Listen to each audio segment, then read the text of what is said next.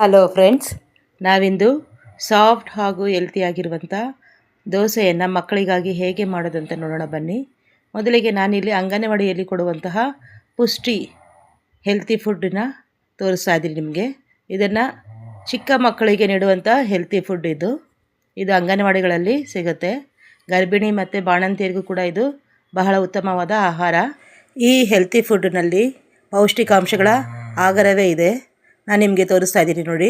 Protein, ಶಕ್ತಿ, ಕಬ್ಬಿಣ, calcium, vitamin, ಬಹಳಷ್ಟು ಪೌಷ್ಟಿಕಾಂಶದ ಅಂಶಗಳನ್ನು ಒಳಗೊಂಡ ಈ ಪುಷ್ಟಿಯ ಪ್ಯಾಕೆಟ್ನಿಂದ ಪೌಡರನ್ನು ತಗೊಂಡು ಜರಡಿ ಹಿಡಿದು 1 ಕಪ್ಪಷ್ಟು ಹಿಟ್ಟನ್ನು ತೆಗೆದಿಟ್ಕೊಂಡಿದ್ದೀನಿ.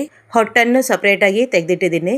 ಈಗ ಒಂದು ಪಾತ್ರೆಗೆ 1 ಕಪ್ಪು ನ್ಯೂಟ್ರಿಷನ್ ಫುಡ್ಡು, ಸಣ್ಣದಾಗಿ ಹೆಚ್ಚಿರುವಂಥ ಈರುಳ್ಳಿ, ಕೊತ್ತಂಬರಿ, ಕರಿಬೇವು, ಹಸಿಮೆಣಸನ್ನು ಸೇರಿಸ್ತಾ ಇದ್ದೀನಿ. ಜೊತೆಗೆ ಸ್ವಲ್ಪ ಜೀರಿಗೆ, ರುಚಿಗೆ ತಕ್ಕಷ್ಟು ಉಪ್ಪನ್ನು ಸೇರಿಸಿ ಒಂದೊಳ್ಳೆ ಮಿಕ್ಸನ್ನು ಕೊಡಿ. ಫ್ರೆಂಡ್ಸ್, ನಾನಿಲ್ಲಿ ಈರುಳ್ಳಿ, ಕೊತ್ತಂಬರಿ, ಕರಿಬೇವು, ಹಸಿಮೆಣಸನ್ನು ಸೇರಿಸಿದ್ದೀನಿ. ಇದು ಆಪ್ಷನಲ್ಲು.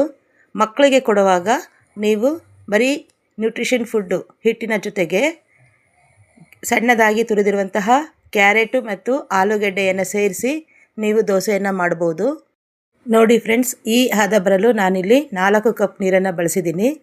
ಈಗ ಇದನ್ನು ಮುಚ್ಚಳ ಮುಚ್ಚಿ ಒಂದು ಕಡೆ ಇಟ್ಬಿಡೋಣ. ಈಗ ಚಟ್ನಿಗೆ ರೆಡಿ ಮಾಡ್ಕೊಳ್ಳೋಣ. ಒಂದು ಮಿಕ್ಸಿ ಜಾರಿಗೆ ಈರುಳ್ಳಿ, ಬೆಳ್ಳುಳ್ಳಿ, ಶುಂಠಿ, ಹಸಿಮೆಣಸು, ಕೊತ್ತಂಬರಿ, ಪುದೀನ, ಕರಿಬೇವು, ಹುಣಸೆ ಹಣ್ಣು, ಸ್ವಲ್ಪ ಹಸಿ ಕೊಬ್ಬರಿ, ಹುರಿಗಡಲೆ, ರುಚಿಗೆ ತಕ್ಕಷ್ಟು ಉಪ್ಪು, ನೀರನ್ನು ಸೇರಿಸಿ ಗ್ರೈಂಡ್ ಮಾಡಿ ಸಪ್ರೇಟಾಗಿ ತೆಗೆದಿಡಿ. ಈಗ ನೋಡಿ ಫ್ರೆಂಡ್ಸ್, ಹಿಟ್ಟು ರೆಡಿಯಾಗಿದೆ. ದೋಸೆ ಸಾಫ್ಟಾಗಿ ಬರಬೇಕಂದ್ರೆ ಹಿಟ್ಟು ಈ ಹದದಲ್ಲಿ ಇರಬೇಕು. ಈಗ ಕಾದಿರುವಂತಹ ತವಾದ ಮೇಲೆ ಸ್ವಲ್ಪ ಎಣ್ಣೆಯನ್ನು ಸೇರಿಸಿ ಟಿಶ್ಯೂನಿಂದ ಒರೆಸಿ ಹಿಟ್ಟನ್ನು ತವಾದ ಸುತ್ತಲೂ ಹರಡಬೇಕು. ನಂತರ 1 ಸ್ಪೂನು ಎಣ್ಣೆಯನ್ನು ಸೇರಿಸಿ ಲಿಡ್ ಕ್ಲೋಸ್ ಮಾಡಿ ಬೇಯಲು ಬಿಡಿ. ನೋಡಿ ಫ್ರೆಂಡ್ಸ್, ಒಂದು ಸೈಡು ದೋಸೆ ಬೆಂದಿದೆ. ನಾನು ತಿರುವೆ ಹಾಕಿ ತೋರಿಸ್ತಾ ಇದ್ದೀನಿ.